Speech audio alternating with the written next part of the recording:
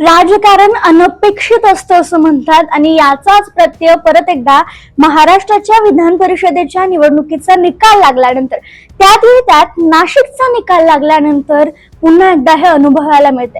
खरं तर विधान परिषदेच्या निवडणुका पार पडल्या आणि त्या सगळ्या निवडणुकांचा जो निकाल आहे तो 22 जून म्हणजेच आज प्रदर्शित होणार आहे, समजणार आहे.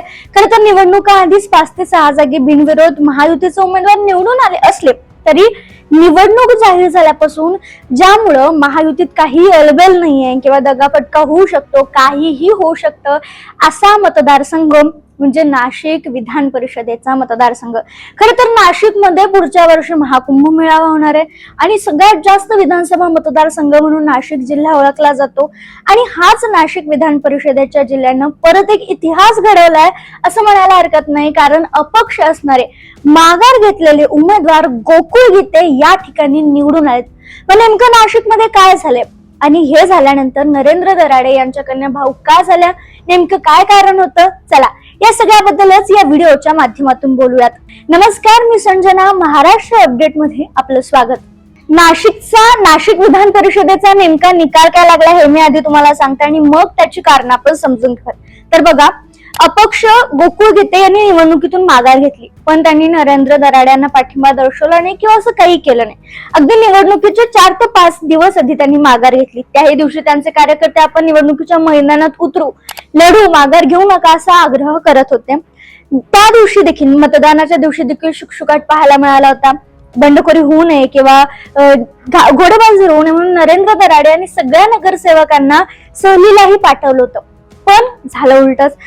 नाशिकमध्ये 618 मतांचा कोटा होता. निवडणूक जिंकण्यासाठी, आमदार होण्यासाठी 303 पेक्षा जास्त मतं किंवा 303 मतं आवश्यक होती. यामधील आता मतमोजणी सुरू असताना 13 मतं जी होती ती अवैध ठरली आहेत आणि निकाल हाती आला तेव्हा कळते की अपक्ष असणाऱ्या गोकुळ गीतेंना तब्बल 357 मतं मिळाली आहेत, तर महायुतीचे अधिकृत उमेदवार असणारे नरेंद्र दराडे यांना 248 मतं मिळालेली आहेत. ही मतमोजणी जेव्हा सुरू होती आणि दराडे यांच्या कन्या प्रियंका दराडे, नरेंद्र दराडे यांना कळालं की आपण पिछाडीवर पडतोय, आपला पराभव होणार आहे, तेव्हा नरेंद्र दराडे, प्रियंका दराडे यांचे कार्यकर्ते मतदान केंद्र सोडून जाताना पाहायला मिळाले. यावेळी ते भावुक झाल्याचे पाहायला मिळाले. सगळ्यांनी विश्वासघात केला, विश्वास ठेवला, पण विश्वासघात केला हे चुकीचं आहे असं म्हणत प्रियंका दराडे भावुकही झाल्याचं पाहायला मिळालं.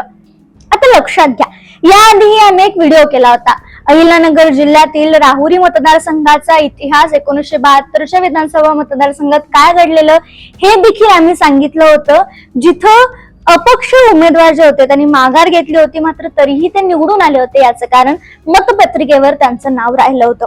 नाशिकच्या विधान परिषदेतही तसंच झालं. निवडणुका जाहीर झाल्यापासूनच महायुतीमध्ये नाशिकच्या जागेवरून अगदी कुरबुरी सुरू होत्या की ही जागा नेमकी कुणाला मिळणार. मग नंतर ही जागा शिवसेनेला सुटली. भाजपच्या जवळचे असणारे गिरीश महाजनांच्या जवळचे असणारे गोकुळ गीते, गणेश गीतेंनी उमेदवारी अर्ज भरला.